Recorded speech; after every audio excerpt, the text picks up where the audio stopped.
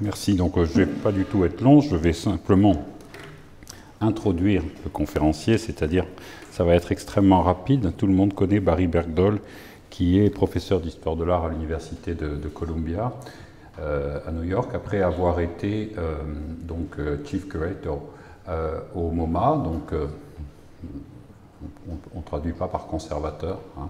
C'est un peu différent, comme vous le savez. Donc, on pourrait présenter Barry Bergdoll autrement en disant c'est peut-être le plus français des historiens de l'architecture américain, après sa thèse de doctorat consacrée à Léon Vaudoyer, qui a été publiée en 1994. Alors aujourd'hui, en fait, pendant pas mal d'années, Barry Bergdoll a été au MoMA un historien de l'architecture qui a fait des expositions d'architecture. Aujourd'hui, il va être un chief curator qui va faire l'histoire des expositions d'architecture. Donc, peut-être en fait, qui témoigne, une intervention qui témoigne du regard critique rétrospectif sur sa propre activité et sur la façon dont elle s'inscrit dans l'institution, qui, comme vous le savez, est une institution qui compte énormément pour l'histoire de l'architecture du XXe siècle et pour les expositions d'architecture du XXe siècle, et donc un regard rétrospectif et critique qui accompagne toute son activité de curator et qui aujourd'hui marche dans la direction d'un livre, je crois, qui un jour traitera de ce sujet et que Barry prépare depuis quelques années. Voilà. Donc, alors merci Jean-Philippe, et effectivement, je me fais un peu marche en arrière là, on est déjà plein dedans.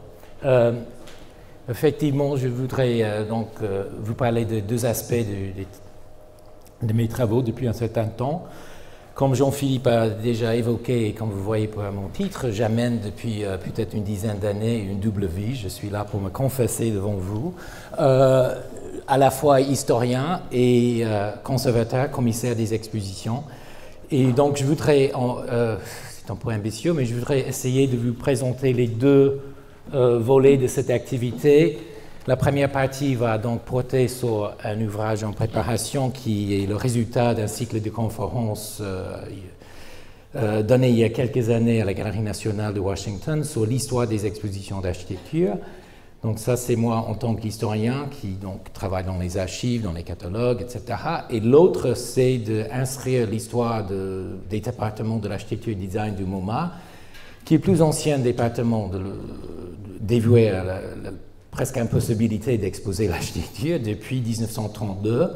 Donc quelques réflexions qui vont un peu faire le pont entre la première partie et la deuxième pour situer l'histoire institutionnelle du MoMA, et ensuite pour vous montrer deux ou trois projets que j'ai pu faire pendant les décennies que j'occupais donc ce poste au musée, et dans laquelle j'ai essayé de formuler l'idée qu'une exposition peut être une moyenne de recherche, mais aussi une moyenne d'exposer la recherche. Donc ça, ce n'est pas une nouveauté, parce que nous allons écouter au cours de la matinée les présentations de quelques autres expositions, dont celle qui vient de terminer aux Archives nationales. Donc on sait tous que une exposition est le résultat des recherches, mais la problématique que je me suis donnée, c'était comment mettre en évidence devant le public la façon dans laquelle on fait des recherches. Pas les résultats, mais vraiment la façon, les moyens de faire des recherches.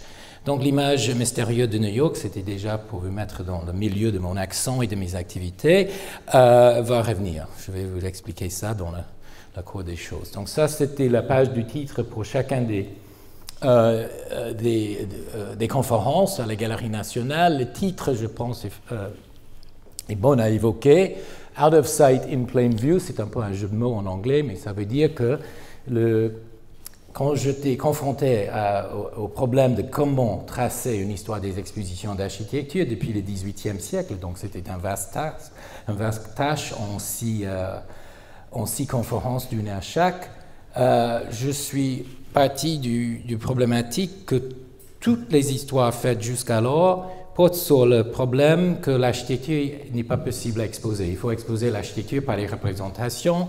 Donc, je n'ai pas à expliquer ces images à vous, mais en fait, c'est l'architecture pour entrer dans le cadre, dans l'espace, dans l'institution du musée à travers la peinture, à travers les gravures, éventuellement à travers la photographie, mais rarement en tant que telle.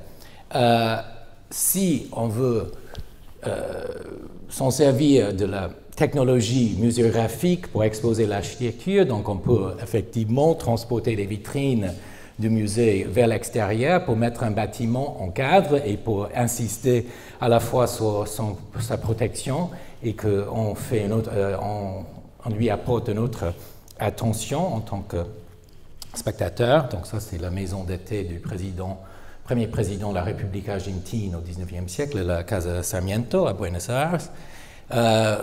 L'Amérique latine, ce qui est le sujet de mon recherche pendant quelques années, a aussi fourni pas mal d'exemples de cette problématique. Ou bien on peut prendre des cartels et les étiquettes et voilà, désigner certains bâtiments comme les objets d'exposition. Ou bien, donc ça c'est un cas extrême qui se trouve en Colombie, à Medellín. C'est la dernière réalisation de l'architecte Rogelio Somona, élève de Villaduc, de Le Corbusier, en fait, collaborateur avec, on a parlé de Villaduc tout à l'heure, de Le Corbusier à Medellín. Évidemment, donc déjà le dédicace, mais au fur et à mesure qu'on visite le bâtiment, on ne le fait pas librement, on est guidé par une exposition. Donc le bâtiment s'expose et on explique qu'il ne s'agit pas d'une fontaine banale, mais en fait des surfaces d'eau et à quoi ça sert. Quand on va monter le rampe, un peu Ville-Savoie au tropique, on a l'explication que les rampes servent pour l'expérience du temps. Mais out of sight, in plain view, donc je me suis dit, je ne vais pas répéter ce phénomène de travailler à ne pas en finir avec le problématique qu'on doit travailler avec les représentations. J'ai commencé à faire un tableau de toutes les expositions d'architecture qui a eu lieu depuis le XVIIIe siècle. J'ai abandonné. Je me suis posé la question si exposer l'architecture est une impossibilité, comment se fait-il qu'il y en a de plus en plus tous les ans depuis le milieu du XVIIIe siècle? Et je vais travailler de manière positive et je vais dire comme hypothèse que le fait d'exposer l'architecture apporte quelque chose à la profession de l'architecte, à l'activité de l'architecture, qui ne serait pas possible en tant que tel. Donc c'est un atout, un A+. Et moi, je vais les conjuguer. Donc, chaque chapitre du futur livre porte sur le phénomène de porter l'architecture, de l'enlever de son lieu d'existence, out of sight, et de le mettre de nouveau, comme j'ai traduit là, au-dessus, devant les yeux. Donc, tout simplement pour évoquer les chapitres de cet ouvrage, le premier porte sur le... comment dirais-je, ça procède chronologiquement, mais en fait, ce n'est pas vraiment par les périodes, parce que aussi l'hypothèse, c'est que chaque fois qu'une situation culturelle invente une manière d'exposer l'architecture et aussi quelque chose de positif qui peut être gagné pour l'architecture, ces techniques existent toujours. Donc on peut tracer les techniques du point de vue de leur origine jusqu'à nos jours. Ce qui fait qu'aujourd'hui, très différent, je pense, que les expositions d'architecture, de la peinture, de la gravure. Nous avons un panoplie, un genre de spectrum, d'éventail de possibilités de comment exposer l'architecture extrêmement large, ce qui fait qu'il est rare qu'une exposition d'architecture ressemble à une autre. Donc le premier chapitre porte sur l'introduction de l'architecture au salon. Donc c'est une histoire à la fois française et britannique. Et va jusqu'à la Révolution française, donc jusqu'à la fin du XIXe siècle, et un petit peu au-delà. Donc, il y a, pour vous évoquer quelques éléments, va apparaître un certain nombre de manières de représenter l'architecture qui sont totalement conditionnées par la possibilité institutionnelle du salon. Vous savez tous que donc Charles de Vailly, notamment, qui est à la fois peintre et architecte, peut entrer au salon par sa profession de peintre, et il va également révolutionner la façon de représenter l'architecture qui de plus en plus va, et ça c'est quelque chose dont votre collègue Basile Baudès a aussi beaucoup évoqué, que le changement, le basculement de la représentation d'architecture par le phénomène de pouvoir être encadré, accroché et exposé à un public, entrer dans un livret, etc.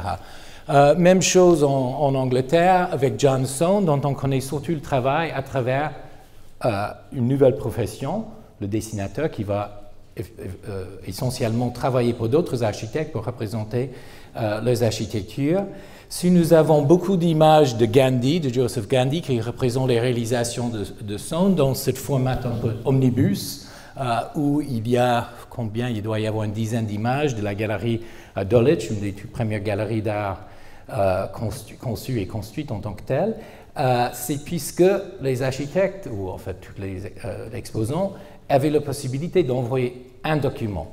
Et donc, évidemment, contrairement à la peinture, l'architecture est très difficile à résumer dans une seule image. Donc, nous avons toute cette histoire, donc ça occupe une grande partie de ce chapitre, sur la mutation des représentations de l'architecture en fonction de la possibilité de les mettre devant un public, devant les lieux, devant les yeux du public. Mais ce n'est pas tout simplement les changements dans la représentation, c'est le fait, le premier chapitre s'occupe de l'idée de donner l'architecture à un discours et un débat public. Donc je m'intéresse ici sur l'exposition comme le catalyste des débats sur l'architecture, et surtout sur le rôle civique, les décisions très importantes de l'architecture. Évidemment, là, je rappelle un ouvrage d'une trentaine d'années de Werner Zambian sur les concours de l'an 2, très important. C'est peut-être une des toutes premières expositions d'architecture d'avoir un catalogue uniquement sur l'architecture, publié à cette occasion. Et ça va continuer à d'autres thématiques qui sont donc reliées à ces nouveaux phénomènes d'exposer l'architecture. Aussi la conversion de certain nombre de jeunes architectes, de jeunes gens qui vont adopter la profession d'architecture à travers un phénomène d'un dessin. Donc le journal de Fontaine qui vient d'être publié par Jean-Philippe Garrigue, qui est un passage extraordinaire où Fontaine dit qu'il va aller à pied à Paris pour voir une exposition d'architecture. Donc ça, je pense que ça la différencie beaucoup de gens. Même aujourd'hui, il n'y a pas tellement de gens qui vont se déplacer très longuement pour voir une exposition d'architecture, mais Fontaine est parmi les premiers. Et là, j'évoque le jeune Schinkel qui va voir ce dessin de Friedrich Gilly et décider d'abandonner son première idée de devenir musicien ou mathématicien et devenir architecte, puisque pour lui, ça représente la possibilité de l'architecture quand il voit ça au Salon de Berlin en 1796. Et donc le chapitre continue en traçant le rapport entre les expositions et le public. Et un grand moment là-dedans, c'est l'insistance des journalistes, évidemment les revues d'architecture au début du 19e siècle, joue un rôle très important pour la profession, mais également pour le public, et notamment l'insistance de quelques journalistes que tous les projets soumis pour le grand concours du Palais de Westminster doivent être exposés dans la Galerie nationale sur Trafalgar Square, pas encore achevés.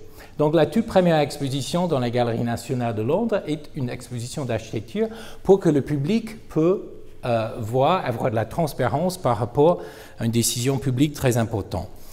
Je ne vais pas vous expliquer en détail tous les chapitres du livre, mais tout simplement pour vous indiquer un petit peu la structure ou l'architecture du cycle des conférences et le livre qui va y dériver. Deuxième chapitre insiste sur le fait que, de certaine manière, peut-être j'exagère un petit peu, mais sans le livre ou par extension, sans la possibilité de l'exposition, qui est plus ou moins de mettre un livre ou un exposé dans l'espace, on ne peut pratiquement pas écrire l'histoire de l'architecture. Parce qu'évidemment, l'histoire de l'architecture ne se construit pas chronologiquement. Donc, en fait, de prendre les éléments de l'architecture et de pouvoir les mettre devant les yeux en ordre chronologique, de dresser l'histoire, dépend soit, comme Doug Armstrong connaît très très bien, soit de les mettre sur une planche, ou soit de les mettre en espace. Donc, le deuxième chapitre trace des rapports très importants entre l'évolution de l'histoire de l'architecture et la possibilité de l'exposer. Avec Casas et Soane, qui est un peu le contre-modèle, est-ce qu'on va l'évoquer de manière historique ou logique, rationnelle, ou bien poétique, allégorique, etc.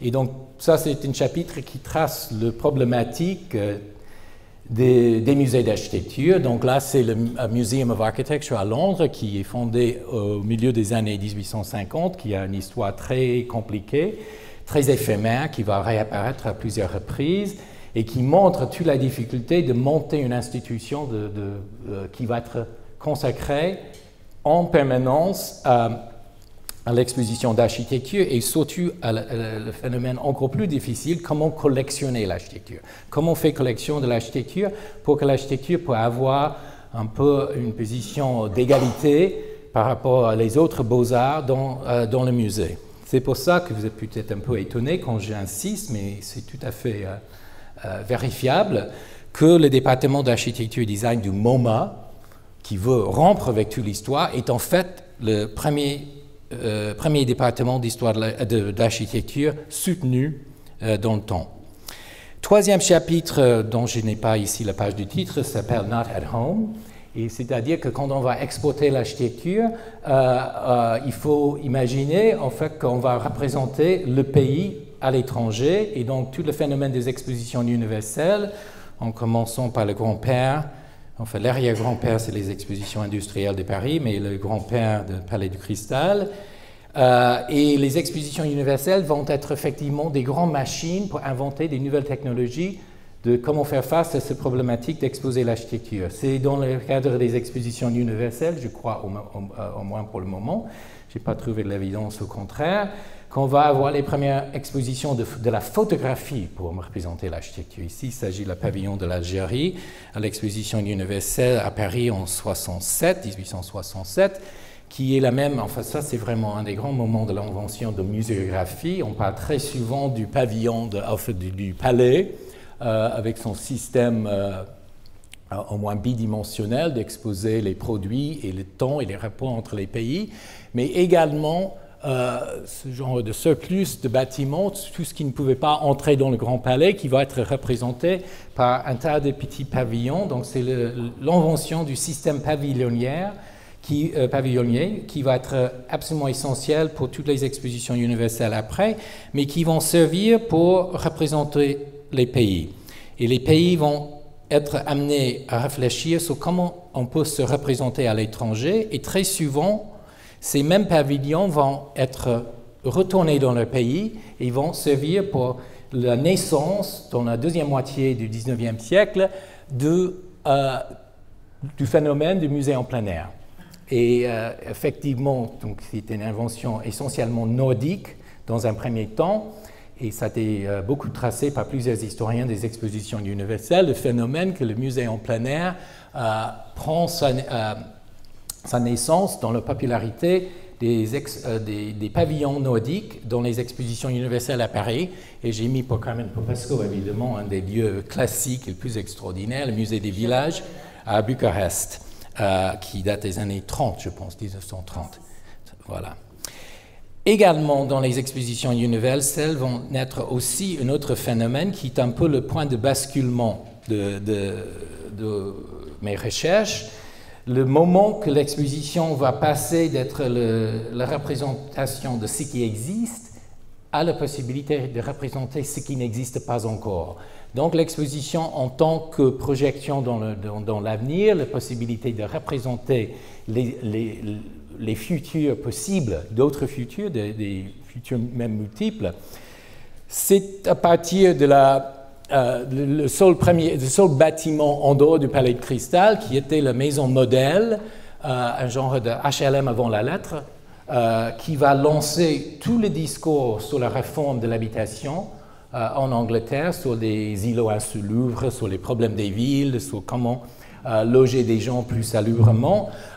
Et c'était une maison modèle commandée par le prince Albert, par l'architecte Henry Roberts. Et ça, c'est, si vous voulez, le grand-père de tout un cycle de maisons modèles, l'exposition de Bauhaus à Weimar en 1923, évidemment Paris, vous connaissez tout ça, il faut inscrire ça, qui est à la fois une maison idéale et une exposition d'urbanisme, et va arriver finalement à New York dans l'après-guerre, au MoMA, avec une série de maisons qui veut combattre le goût traditionnel des maisons néocoloniales, néo-Nouvelle-Angleterre, avec cette maison modèle de Marcel Breuer, érigée dans le jardin normalement consacré à la sculpture du Musée d'Art moderne en 1948. C'était une grande inspiration pour moi, vous allez voir tout à l'heure, puisque dans les statistiques de la fréquentation des expositions d'architecture du MoMA, cette maison a attiré 10 fois plus que toutes les autres expositions jusqu'alors. En fait, il y a déjà des commentaires au 18e, encore au 19e. Si on veut avoir la paix dans une exposition au salon, il suffit d'aller dans la galerie d'architecture. Là, on est tout seul, on peut contempler. Ça n'attire pas des grandes foules. Donc là, vous voyez que c'est uniquement à partir du moment où on construit un vrai bâtiment à l'échelle 1 qu'on arrive à avoir une fréquentation, et surtout quand il s'agit d'une maison, où on peut imaginer qu'on habite chez les autres, que nos conditions d'habitation ne sont pas ce qu'elles sont vraiment. Donc, avec cet aspect de la possibilité de projeter d'autres futurs, d'autres avenirs, le 5e chapitre porte sur l'invention de l'avant-garde, et je postule que l'avant-garde ne peut pas exister sans les mécanismes de l'exposition. Donc, comment avoir un avant-garde si on n'a pas la possibilité soit d'imprimer des manifestos et les jeter depuis la Tour de Venise, ou soit organiser des expositions qui peuvent, dans le contexte de l'Union soviétique, commencer avec la grande parade, la grande défilé du projet pour le monument à la Troisième Internationale de Tatlin jusqu'à son exposition ici à Petrograd en 21, je pense.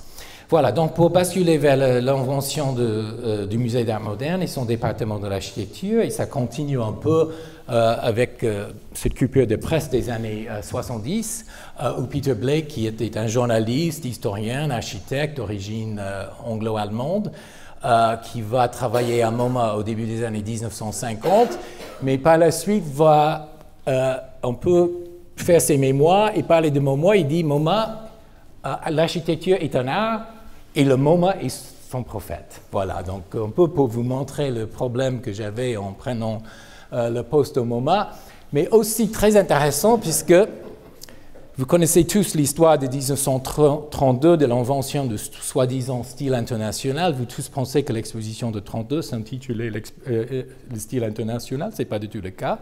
Vous connaissez les livres sur le style international, ce n'est pas le catalogue de l'exposition. Le catalogue de l'exposition, et ceci, je vous montre la préface, et je veux insister sur la toute première ligne, parce qu'on traite cette exposition toujours comme une rupture avec l'histoire. Alors, qu'est-ce que Alfred Barr, donc le premier directeur du MoMA, va écrire? Première ligne du premier catalogue, du première publication sur l'architecture du MoMA. Les expositions et les exhibitions ont changé le caractère de l'architecture américaine plus qu'aucun autre facteur depuis 40 ans. Alors, en fait, déjà, il cite une histoire. Donc, cette rupture avant-gardiste commence avec une histoire. Évidemment, ce qu'il évoque depuis 40 ans, c'est qu'il s'agit pratiquement du 40e anniversaire de la grande exposition universelle de Chicago, que j'évoque là. Donc, la problématique de l'architecture au MoMA, qui est à la fois une opération avant-gardiste, mais aussi historiciste. Parce que moi, j'insiste sur le fait que l'avant-gardisme est toujours un certain historicisme. Ici, le couvre du catalogue de Barr de 1936 sur le cubisme et l'art abstrait. Vous voyez que la situation pour les avant-gardes en art et sculpture et de toutes les autres pratiques de l'art plastique sont très compliquées à tracer, mais que vers 1925, on peut rester assuré, l'architecture moderne arrive carré à une situation stable, qui est le point de départ pour l'avenir. Il s'agit effectivement de l'exposition de Paris, des premiers travaux de Le Corbusier exposés, et évidemment aussi le moment que le Bauhaus va se déplacer à Dessau. Donc ça, c'est 25.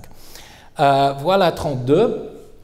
On est là dans la fameuse soi-disant exposition style international. Le vrai titre, c'était Modern Architecture, Architecture since 1922. Et ça commence un aspect rétrospectif des expositions de MoMA, où la dessinée qui vient de se terminer est très souvent le sujet de l'exposition. Si vous regardez les quelques 400 expositions d'architecture faites au MoMA depuis bientôt 90 ans, vous allez vous apercevoir que très très souvent cette décennie sert de point de prendre la température, de mesurer. Ici, la galerie consacrée aux œuvres de Le Corbusier. Il y a plusieurs choses à noter. Notamment, il ne s'agit pas de fonds et collections. Il n'y a pas de dessin. Absolument pas de dessin. Le design d'architecture ne va pas figurer au moment avant les années 60. Il y a les photographies. Pourquoi les photographies? Puisque les photographies, d'abord, pour plusieurs raisons. D'abord, puisque c'est pour montrer aux richissimes américains, même dans les années de crise économique, que cette architecture avant-gardiste européenne qui devrait servir de modèle pour transformer le goût rétrograde des Américains a été construit. Ce n'est pas une architecture de rêve, ce n'est pas une architecture de manifeste, c'est quelque chose qui existe. Vous pouvez le faire, vous pouvez passer commande à Le Corbusier, à Mies van der Rohe, pour une école, une banque, une maison. Et les maquettes qui ont été faites pour l'exposition. Ça, c'est la fameuse maquette de la ville de Savoie qui est tellement servie dans l'histoire du problème de restauration de la polychromie à la ville de Savoie. Et le seul dessin que Corbusier a envoyé, qui est toujours au MoMA, pour le pavillon suisse, est reproduit en photographie pour que ça entre exactement dans le même accrochage extrêmement traditionnel comme point de départ. Donc là, c'est la galerie dédiée à Walter Gropius et à Frank Lloyd Wright ici. Alors, plusieurs problématiques m'intéressent. En 1932, cette exposition donc, est montée, pas pour fonder le département de l'architecture, parce que les trustees du musée ne croient pas qu'on peut faire venir des gens pour l'architecture. Donc, ils disent, s'il y a une fréquentation pour cette exposition, on va financer à moitié un département si Philip Johnson est d'accord pour financer l'autre moitié, ce qu'il a fait, effectivement. Donc, ça, c'est un peu l'épreuve pour voir si ça pouvait fonctionner. Le département de l'architecture donc, est né de cet événement. 2 ans par la suite, Philip Johnson décide qu'il voudrait en parallèle un genre de cousin germain du département de l'architecture, du département du design. Alors, le département du design consiste à exposer des vrais objets, sauf que ce sont de nouveau des objets qui sont totalement mis au contexte. Des éléments d'avion, des éléments industriels qui sont montrés comme s'ils étaient autant de Brancusi dans cette exposition de Machine Art en 1934, qui a un tel succès qu'on va inventer le département of Industrial Design. Et les deux vont être fusionnés définitivement en 1949. L'autre aspect que je voudrais évoquer avant de vous montrer quelques-uns de mes projets au MoMA depuis 10 ans, c'est l'importance du cadre à la fois institutionnel et architectural pour un tel événement. Si le style international avait lieu dans une école d'architecture qui se voulait avant-gardiste, ça n'aurait pas eu le même effet de le montrer dans le tout nouveau, tout jeune musée d'art moderne. Le musée d'art moderne n'est pas dans le bâtiment que vous connaissez, parce qu'on n'est pas très sûr que le musée d'art moderne va durer plus que 2-3 ans. On oublie à quel point cette institution au départ est toute petite, un peu fragile, on ne sait pas très bien. En fait, c'est une expérience, on ne sait pas si ça va réussir, s'il va continuer. Et il faut se rendre compte que cette fameuse exposition International Style avait lieu dans la tour que vous voyez à gauche.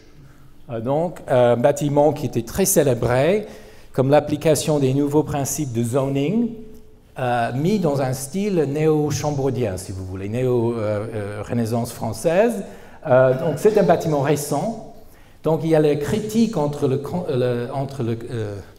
l'exposition et son enveloppe, si vous voulez, qui est très important, et aussi entre l'institution du musée d'art moderne et le contenant.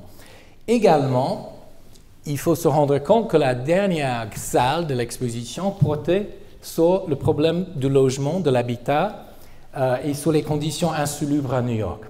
Alors ici, du premier coup d'œil, on a l'impression qu'il s'agit exactement du même dispositif, mais ce n'est pas du tout le même, puisque évidemment, il y a toujours les photos exactement, chacune exactement les mêmes dimensions, sauf que maintenant, ce ne sont pas des exemples modèles, c'est pour montrer les conditions terribles dans les quartiers insalubres de New York et de Queens, et pour le contraster avec un Siedlung allemand de Kassel, qui vient d'être terminé par l'architecte Hasler. Et là, donc, en fait, le contexte est totalement changé. On est là dans une expérience qui a aussi son histoire. Le contraste, ça remonte à Pugin, ça remonte aux tentatives que Pugin avait de montrer une galerie du mauvais goût dans ce qui est devenu le Victoria and Albert Museum. C'est toujours dangereux parce que parfois le public peut aimer le mauvais goût. Il ne faut pas trop l'exposer. Voilà, bon. Donc ce basculement, et en fait il s'agit d'une autre équipe auquel on consacre cette galerie, mais ça commence une histoire pour moi qui est très importante. Parce qu'on dit très souvent que dès le départ, le musée d'art moderne, c'est une institution qui veut un peu dépolitiser l'architecture, que c'est une question de goût, c'est une question de former les goûts, c'est l'architecture totalement esthétisée. Mais dans la dernière salle, on a ce que j'appelle l'exposition comme activisme. C'est une exposition qui veut changer les conditions du monde et pas tout simplement les goûts du gens. Et donc, cette double possibilité va continuer tout le long de l'histoire du musée d'art moderne. Très extraordinaire pour nous en tant qu'historiens de l'architecture, c'est que les deux aspects, les deux volets, si vous voulez, de cette histoire sont très bien connus. L'un aspect dans l'histoire de l'architecture et l'autre dans l'histoire du logement. C'est comme si l'histoire de l'architecture et l'histoire du logement sont deux filières parfois très séparées. Tandis qu'ici, si vous voyez le deuxième, c'est la maison ici, l'hôtel particulier, qui était sur un terrain qui appartenait à la famille Rockefeller sur la 53e rue, numéro 11, qui est toujours l'adresse du musée. Donc c'est là où on va entrer dans une maison bourgeoise, pour retrouver les travaux de Catherine Bauer, jeune activiste qui veut totalement transformer toute la culture du logement aux États-Unis. Elle va publier un livre qui est encore une référence. Elle a 29 ans et elle va étudier l'histoire du logement en Pays-Bas, en Allemagne, en Europe en général. Et elle va monter en 1934. Il faut imaginer que vous allez entrer dans la maison à droite. Et ce que vous allez trouver, c'est cet exercice de supergraphics, cet exercice très inspiré de Herbert Bayer, où elle va montrer dans l'exposition de logement de la ville de New York les conditions actuelles et les projets futurs. Et malheureusement, cette exposition est très mal photographiée, mais on sait qu'il y a une bifurcation. Et si vous n'allez pas là, vous allez retrouver une pièce qui a été enlevée d'un îlot insalubre sur le East 86th Street, et avec des insectes, de tout ce qu'il y avait, et installé dans le musée. Et de l'autre côté, vous avez le logement idéal, évidemment du mobilier en acier de tube, une table basse avec les dernières publications du musée d'art moderne. C'est comme ça qu'il faut vivre. Donc vous pouvez voir à l'échelle 1 les contrastes entre comment les gens vivent et comment les gens peuvent vivre. Mais encore plus imaginatif, plein de statistiques. Ce n'est pas la peine d'attendre Rem Koolhaas pour mettre des papiers peints de statistiques sur les murs. Il y a un projet pour la transformation de Lower East Side de l'architecte suisse Lescaz, qui vient de débarquer aux États-Unis. Et le musée va organiser des journées d'études pour les élus, pour venir étudier ce projet, pour leur expliquer. Donc il veut effectivement pas tout simplement faire construire un édifice moderne, il veut changer la loi. Et effectivement, le département du logement de la ville de New York va résulter quelques mois après, et le fameux acte Wagner, je pense que je n'ai plus de batterie, c'est déjà une indication que je parle trop, du gouvernement fédéral va être passé 2 ans par la suite. Et la dernière salle, c'est une salle de ce que j'appellerais l'esthétique relationnelle. Ce n'est pas la peine d'attendre le Palais de Tokyo récemment, que vous allez dans un musée et vous allez parler avec l'artiste. Là, il y avait un bureau où il y avait des consultants et vous pouvez discuter des problèmes hypothétiques, des finances, etc. dans le cadre de l'exposition. Donc, une vraie invention de tout un éventail d'éléments pour changer le champ du logement dans la ville de New York et aux États-Unis. Voilà le musée comme il est inauguré en 1939 pour le 10e anniversaire du musée d'art moderne. Je ne peux pas montrer ce diapositive sans faire le blague que tout le monde attendait la deuxième visite de Le Corbusier. Il est venu en 1935, mais s'il y allait revenir, il saurait déjà, puisqu'il réparait tout depuis l'avion, exactement où il fallait se rendre. Voilà, sur le 3, l'adresse très utile pour le public qui peut entrer pour la toute première fois dans un musée américain au niveau du rez-de-chaussée par, comment on appelle ça, des portes qui pivotent. Des tourniquets comme ça qui ont été jusqu'alors uniquement réservés pour les banques ou pour les magasins. Et tout le rez-de-chaussée est transparent pour montrer le contenu. La préfiguration par Bayer, c'est une exposition en 1938. J'évoque deux points avant de basculer et vous montrer rapidement quelques-unes de mes expositions. Donc ça, c'est l'exposition du Bauhaus en 1938. Qui préfigure le musée d'art moderne et qui est dans un des magasins souterrains du Rockefeller Center. Rockefeller Center avait vraiment du mal à louer les magasins au départ, donc ils ont consacré un certain nombre à des institutions. Le musée d'art moderne est un chantier et Herbert Bayer va montrer ce qu'on peut faire avec une vitrine. Et encore plus important à évoquer qu'on est en 1938. Alors le Bauhaus n'existe plus. C'est une exposition extrêmement politique qui a été montée comme un peu le contrepoids de l'art dégénéré de Hitler il y a quelques années auparavant. Ça, c'est très clair dans toutes les coupures de presse, etc. Et l'aspect, pendant tout le deuxième tiers du XXe siècle, des aspects politiques du musée d'art moderne, y compris l'ensemble des expositions qui portaient sur l'Amérique latine, en pleine guerre, d'abord en pleine guerre, deuxième guerre, et par la suite, pendant la guerre froide, en commençant par l'art mexicain, 20 siècles de l'art mexicain en 1940, donc deuxième année du bâtiment de 53e rue, Brazil Builds, qui était sur l'architecture brésilienne historique et contemporaine en 1943. Ça, c'était pour convaincre Vargas, l'administration de Vargas, d'entrer dans la guerre du côté des Alliés, parce qu'il faisait un peu... Donc, tout l'aspect politique de ça, donc ça c'est l'exposition Brazil Builds, jusqu'à une exposition sur laquelle certains d'entre nous dans cette salle ont travaillé, mais il fallait le montrer à Paris, pour comprendre le geste absolument extrême, bizarre, en 1975, de montrer l'architecture de l'École des Beaux-Arts. Alors, si cette exposition avait eu lieu au nouveau Cooper Hewitt Museum ou au Metropolitan devant la façade de Richard Morris Hunt, aucun effet.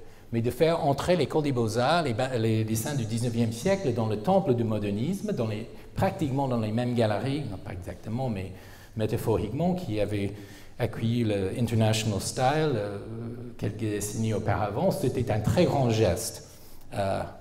Voilà. Donc, si je peux prendre encore, 10 minutes à peu près, ça va pour vous montrer quelques-unes de mes projets. Alors moi, quelques-unes de mes expositions. Alors moi, je suis arrivé à un totalement autre moment dans l'histoire du musée. Là, vous voyez le musée d'art moderne qui avait été élargi au début de notre siècle, par l'architecte japonais Taniguchi. Dans le style maintenant international, le musée doit avoir un atrium, puisque le musée, finalement, c'est un centre commercial, c'est un aéroport, c'est un centre de distribution des cours dans l'espace. Accessoirement, on va avoir des collections et des expositions, mais il y a un mot fou. Alors, ça c'est le matinée, donc ça commence. Ça c'est vraiment le commencement. Donc, il n'y a pas vraiment beaucoup de gens dans cette photo du musée moderne vers 10 h du matin. Là, j'ai juxtaposé un iPhone avec le Venice Architectural Biennale. Donc, ce n'est pas la peine en fait d'aller au musée. Vous pouvez consulter tout ce que vous voulez sur les iPhones. Je sais très bien que dans mes cours, les étudiants sont tous sur leur iPhone. Parfois, ils disent, vous vous trompez de date, donc je suis content. L'iPhone peut parfois servir. Mais voilà. Mais ça se pose les questions, pourquoi faire des expositions d'architecture dans l'âge numérique? À quoi ça sert? Il y a même maintenant, avec la réalité visuelle, etc., la possibilité d'avoir une expérience de 3 dimensions qui manque dans la plupart des représentations d'architecture. Je dois avouer que je ne me suis pas posé la question. J'ai dit, s'il y a autant de gens aujourd'hui dans les musées, bien que, à quoi ça sert? Ça sert pour avoir l'expérience de l'authenticité, ça sert pour être avec d'autres gens. Il faut en profiter. Il faut trouver des moyens à diriger ces gens vers les galeries d'architecture. Il y a des jours quand le musée d'art moderne est tellement plein qu'ils vont y arriver quand même, mais il faut quand même faire un effort pour les attirer, qu'il n'y a pas uniquement Picasso et Joseph Beuys et Jasper Johns, il y a également la galerie d'architecture. Alors, évidemment, il s'agit de continuer à faire des collections. Donc, ça, c'est une exposition que j'ai faite après 5 ans pour montrer aux trustees du musée un peu le bilan de 5 ans de rajouter des choses à la collection. Donc, on continue à faire des collections, bien dans l'âge numérique. Mais je me suis aussi posé la question de comment le public peut comprendre l'architecture autrement que la peinture. Parce que finalement, l'architecture n'est pas un objet à contemplation, ça fait partie de la vie quotidienne, ça fait aussi pour apprécier un morceau d'architecture, même si ça manque de fonction, il faut se déplacer dans l'espace, c'est très compliqué. Et comment je peux en faire en sorte que le public peut apprécier le travail de l'architecte, de comprendre le travail de l'architecte. Je me suis dit qu'il y avait des manières de représentation à la fin du siècle dernier où parfois même les spécialistes n'arrivaient pas à comprendre les dessins d'architecture, tellement c'était compliqué. Donc il y avait une certaine mystification de l'architecture, je pense, à la fin du XXe siècle, et je voulais faire exactement le contraire. Je voulais mettre l'architecture à la portée de tout le monde et je voulais un peu les engager à comprendre, à apprécier, à pouvoir entrer en débat, vraiment pour retourner au XVIIIe siècle, tout premier aspect positif de l'exposition d'architecture, d'engager un public dans un débat. Donc je me suis posé la question, comment montrer les possibilités de l'âge digital, du numérique, surtout dans le moment, là on est en 2007-2008, j'ai monté cette toute première grande exposition qui s'appelait Home Delivery, livraison domicile, c'était sur les maisons préfabriquées. Et je voudrais montrer les nouvelles techniques, le passage de l'âge industriel et l'âge numérique en préfabrication. Mais je me suis posé la question dans cette exposition, comment faire en sorte qu'une fois des choses sont exposées, il ne s'agit pas de regarder les objets, mais de comprendre le processus de la conception, de la fabrication, etc. De sous-titre, c'est fabriquer le logement moderne. Et donc, j'ai combiné une exposition historique à l'intérieur du musée, qui jouait beaucoup sur le rôle du cinéma. Nous sommes allés faire une recherche de 2 ans pour retrouver toutes les images des maisons qui sortaient des usines. On a commencé avec Thomas Edison en montrant en parallèle la fabrication des voitures et des maisons. Donc il y avait 7 écrans qui montraient tout en mouvement, qui était à la fois documentaire, mais qui aussi disait que ces objets hétéroclites qui sont rassemblés, il ne s'agit pas d'un nouveau style, il ne s'agit pas de la dénomination d'une tendance, il s'agissait Ce qu'ils ont tous en commun, c'est que c'est des objets qui sont conçus pour être fabriqués dans une usine et livrés à un autre endroit.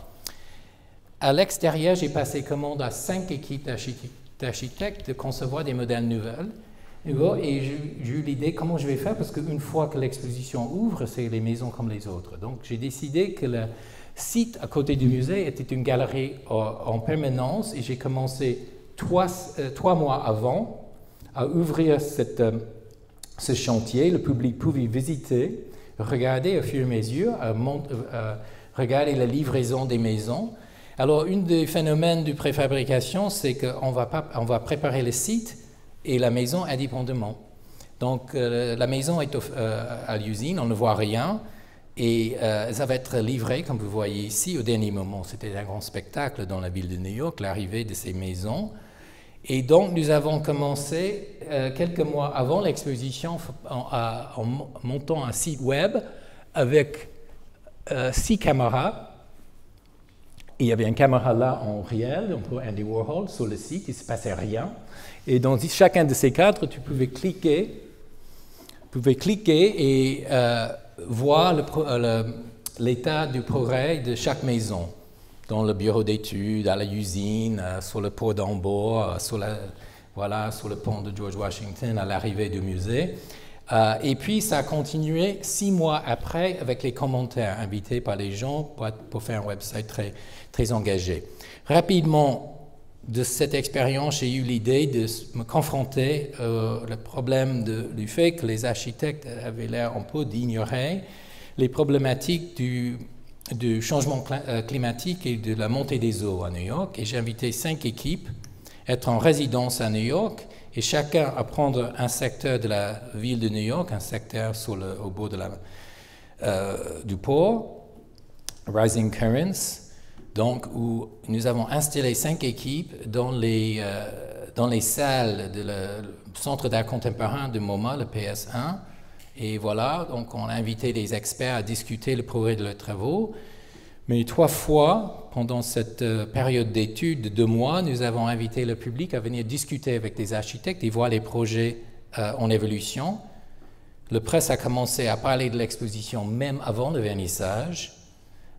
Et cette petite exposition a fait un énorme effet, jusqu'à tel point que 2 ans par la suite, quand la grande tempête Sandy a inondé la ville de New York, j'étais appelé par le bureau du maire qui m'a invité à une réunion. Je suis arrivé en disant « On est très inspiré par votre exposition d'il y a 2 ans sur les montées des eaux et je voudrais savoir ce que vous allez faire par la suite. » Et j'ai dit, mais je suis désolé, messieurs, mais c'est nous, les citoyens, qui voulons savoir ce que vous allez faire par la suite.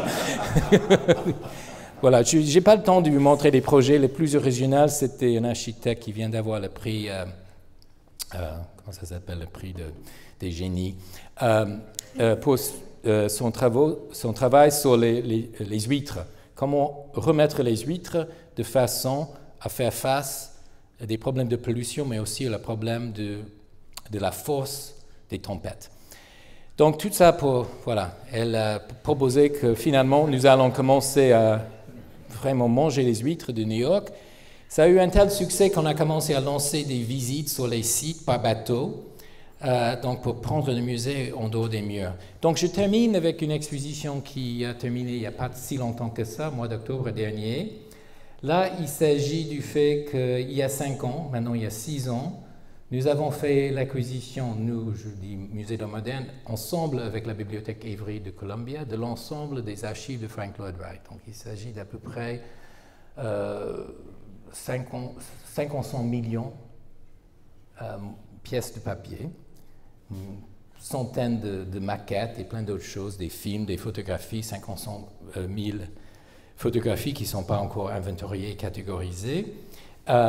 Voilà, c'est l'annonce sur le une de la section culture du New York Times. Et nous avons promis de livrer 2 expositions rapidement pour un peu compenser la fondation qui a laissé leurs archives partir à New York. Ils insistaient, c'était la ville que Frank Lloyd Wright détestait le plus. Ça, c'est très discutable.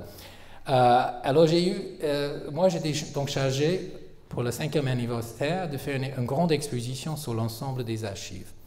La Fondation a dit, ah mais là, vous avez un choix à faire, vous allez faire des chefs-d'œuvre de la Fondation Frank Lloyd Wright exposés au MoMA. Et je me suis dit, ça c'est vraiment le sujet le plus ennuyeux qui soit. Tout le monde sait qu'il y a des chefs-d'œuvre dans ces archives, tout le monde sait que Frank Lloyd Wright a fait des bâtiments très importants. Comment montrer Frank Lloyd Wright à New York, où il y avait déjà une exposition Frank Lloyd Wright rétrospective 5 ans auparavant au Guggenheim, c'était le dernier grand éclat de la Fondation, avant de laisser partir leurs archives. Et dans le panique total, puisque je ne suis pas du tout spécialiste de Frank Lloyd Wright, il y a certains dans cette salle qui sont beaucoup plus capables que moi d'avoir une vision globale de Frank Lloyd Wright. J'ai regardé dans le catalogue de la Bibliothèque Avery, il y a plus que 800 livres publiés sur Frank Lloyd Wright. Personne ne peut maîtriser cette bibliographie. Et ça, c'est des livres, je ne parle pas des articles. Comment faire? Alors, j'aime beaucoup les titres un peu qui sont des jeux de mots, et j'ai eu l'idée que je vais vous expliquer pour terminer, de faire une exposition qui s'appelait Unpacking the Archive. Alors, en anglais, Unpacking a un double sens, vraiment de déballer. Donc, ça, c'est une maquette d'une ferme modèle qui arrive au musée, fragile, que j'ai pensé était une morceau, une pièce de Broadacre City. Ce n'est pas du tout le cas. C'est avant Broadacre City. Et unpacking veut dire également d'interpréter, de mettre en contexte. Et c'est très au courant dans le jargon académique en ce moment. Pour vous montrer le destin de cette archive, maintenant c'est le sujet des séminaires à Columbia. Là, vous êtes dans les archives à Columbia. Les maquettes ont entré à études et restauration dans les ateliers de restauration du musée. Là, vous voyez la tour Saint-Marc, c'est le Guggenheim, deuxième version en restauration. J'ai fait une première exposition qui portait sur la problématique de comment comprendre le fait que Frank Lloyd Wright a lancé Broadacre City, cette vision de l'urbanisme décentralisé, en même temps qu'il a continué à étudier les gratte-ciels, jusqu'à proposer un gratte-ciel de 1 mile de haut. Ça, c'était le premier. Je me suis inspiré de son idée de mettre ses dessins dans un genre d'atelier vivant, au lieu de les encadrer et les mettre sur le mur. Et moi, je voudrais continuer à travailler sur le tour de 1 mile, parce que je n'arrivais pas à comprendre ce dessin, je n'arrivais pas à comprendre tout ce que, c'est très petit, mais vous allez voir une autre image tout à l'heure, toutes les légendes qui sont très compliquées, c'est un genre d'histoire de l'architecture très personnelle, je voulais un peu unpacker ça, si on peut dire, mais je ne voudrais pas faire le reste. Donc j'ai eu l'idée d'inviter 14 personnes, historiens, architectes et restaurateurs, de choisir un objet dans l'archive et de l'interpréter. Donc vous voyez l'exposition, Unpacking the Archive, il y avait un genre de panorama des dessins que Frank Lloyd Wright avait fait pour être exposé, parce que c'est un architecte qui va être figuré dans une exposition à l'exception de 6 ans tout le long de sa vie. Il va mourir à 90 ans. Donc il est tout le temps en exposition, il y a beaucoup d'éléments qui ont été faits pour être encadrés, mis au mieux, etc. Donc ça c'est un genre de panorama sur la carrière de Frank Lloyd Wright. Ça, c'est très touchant, ce tout premier dessin, celui qui va montrer à Sullivan pour avoir un boulot. Et voilà, les chefs-d'œuvre. Connus et inconnus, ça c'est pour Venise. Dans une deuxième galerie, j'ai invité l'archiviste Janet Parks de montrer comment fonctionnent les dessins à l'intérieur de l'agence, à l'intérieur de l'atelier, avec la création de l'école Taliesin, comment les dessins ont changé de style à fur et à mesure des employés, à fur et à mesure des tâches. Et nous avons donc montré les dessins autrement, sur les tables, ces meubles à dessiner. Voilà le changement de son style, ça c'est tout un sujet. Voilà l'atelier, voilà mon dessin. Et je vais terminer en vous montrant. Donc ça, il y avait 14 chapitres, donc chacun va choisir un objet. Ken Oshima, qui n'est pas du tout spécialiste de Frank Lloyd Wright, il ne s'agissait pas, à part Neil Levine, de ne pas prendre des spécialistes, mais de prendre des gens qui n'ont jamais travaillé sur Frank Lloyd Wright. Pour montrer qu'on peut travailler sur Frank Lloyd Wright, vous êtes invités tous dans ces archives. Si vous voulez venir, vous pouvez écrire des choses qui n'ont pas Frank Lloyd Wright dans le titre, c'est permis maintenant. Donc Ken Oshima voulait travailler sur l'hôtel impérial. Je lui dis, Ken, tu n'as rien trouvé, c'est vraiment archi connu, ça n'existe plus, mais en plus, il y a 3000 dessins pour l'Imperial Hotel dans les archives, tu ne vas jamais t'en sortir. Il a trouvé un album qui n'existe nulle part ailleurs, un album de photographies qui ont été faits tout de suite après l'achèvement du chantier et avant le grand tremblement de terre, qui est commenté par Frank Lloyd Wright. Et donc, il va étudier le rapport entre la photographie. Il y a un plan qui est commenté, prendre la photo d'ici, ceci montre ça, et il appelle sa section Reframing the Imperial Hotel. Voilà. Je termine avec ça, je pouvais vous montrer plein d'autres, mais Rosenwald School, alors là, il s'agit de 3 dessins pour une école modèle à construire dans le sud des États-Unis pour les Afro-Américains, que pendant la période que nous appelons Jim Crow, la période de ségrégation, avec des difficultés, parce que c'était presque interdit d'être élève dans l'école municipale. Et il y a une fondation, Rosenwald, qui est un des fondateurs de Sears Roebuck, qui veut financer des écoles pour les Noirs dans le Sud. Et à un moment donné, ils font appel à Frank Lloyd Wright qui conçoit un meilleur modèle. Ça existe en 3 dessins. C'était commenté qu'une seule fois dans un article dans un journal obscur. J'appelle mon collègue, vous la voyez à l'écran, Mabel Wilson, qui est un grand historien des rapports entre les races et l'espace, qui a fait un super bouquin sur les pavillons afro-américains dans les expositions universelles. Je dis, est-ce que tu es au courant de cette école Rosenwald de Frank Lloyd Wright? Je n'ai jamais entendu parler. Elle enseigne à Columbia. Je dis, descends en sous-sol, je vais te montrer 3 dessins. Et là, pour vous expliquer le principe, et vous pouvez continuer vous-même à voir, j'avais le même problème que j'avais avec Home Delivery, comment montrer le processus. Comment montrer comment, là, donc pour Home Delivery, il s'agissait de comment travailler les architectes. Comment travailler les architectes en usine. Ici, il s'agissait de comment travailler les historiens de l'architecture. Comment mettre en valeur devant un public le travail d'un historien de l'architecture. Une fois que le choix est fait autour de l'unpacking d'un seul objet, comment le processus de questionnement, de recherche va être encore en évidence. Et donc, nous avons filmé, pendant la préparation de l'exposition, chaque chercheur dans les archives pour que le public entre dans les archives. Et là, Mabel sera une vidéo. Vous allez rencontrer dans chaque galerie la pièce de Frank Lloyd Wright qui est le point de départ avec une vidéo où le chercheur va expliquer dans les archives, le public visite jamais les archives, comment j'ai fait. J'ai trouvé ça, je ne savais pas, je suis allé dans une autre archive, j'ai pensé d'aller consulter du côté d'une grande université afro-américaine, j'ai trouvé les archives dans tel, j'ai pu associer ça et elle est en fait en train, sur la petite vidéo qui fait 5 minutes, vous allez tous trouver sur Frank Lloyd Wright, How to See, et il y a l'ensemble des 14. Vous pouvez regarder le conservateur des maquettes, etc. Et évidemment, je voudrais aussi montrer au public que des chercheurs peuvent être jeunes, ils peuvent venir peuvent être aussi divers que le public, et que chose étonnante, que la carrière de Frank Lloyd Wright a encore des aspects inconnus qui vont mettre le travail de Frank Lloyd Wright sur un tout autre jour. Donc je termine là en vous invitant de regarder un petit peu sur YouTube. C'est pas très courant peut-être dans cette salle. Et comme ça, vous pouvez rencontrer à la fois les objets qui faisaient partie de l'exposition et les unpackers qui avaient essayé en public de montrer comment on travaille en tant qu'historien.